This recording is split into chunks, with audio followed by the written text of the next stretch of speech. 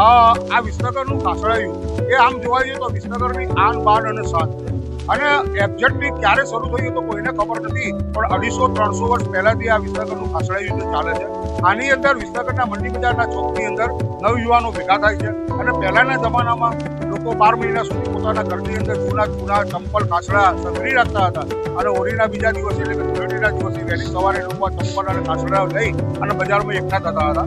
એકબીજાની અંદર છૂટા ખાસડા ફેંકવામાં આવતા અને એવું કહેવાય છે કદાચ કોઈને ખાસડું વાગે તો એના પર કેસર લગાડવામાં આવતું અને એનું વર્ષ સારું જાય આવી એક લોકવાયકા હતી. પણ જેમ સમયમાં પરિવર્તન આવ્યું એમ ધીરે ધીરે હવે ખાસડાની જગ્યાએ જૂના શાકભાજી, બટાકા, રીંગણ, ટામેટા આ બધું આવી ગયું. પણ આજે આ લોકો બજારની અંદર હોળીના બીજા દિવસે એટલે કે ધૂળેટીના દિવસે વહેલી સવારથી ભેગા થઈ અને એકબીજા પર ટામેટા, બટાકા, રીંગણ આવા છૂટા ફેંકી અને આ તહેવારનો આનંદ માણે છે. અને આ તહેવારની ખાસ વિશેષતા એ છે કે આટલા વર્ષોથી આ વિસનગરના મંડી બજારની ચોકની અંદર આ ખાસડાયું રમાય છે, છતાંય આજ સુધી ક્યાંય કોઈ નાનું મોટું ચમકનું કે કોઈ તોફાન થયું નથી.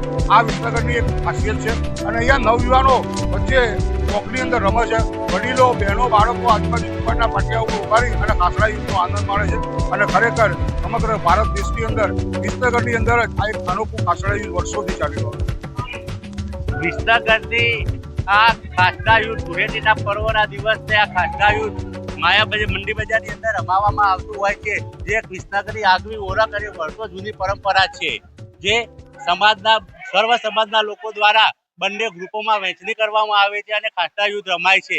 ત્યારબાદ મટકી બાંધવામાં આવે છે અને મટકી ફોડવા માટે બંને જૂથો દ્વારા એકબીજાને ઊંચા નીચા કરીને પછાડવામાં આવે છે, જેનો લોકો આનંદ અને ઉલ્લાસ મનાવતા હોય છે ધૂળેટીના પર્વનો.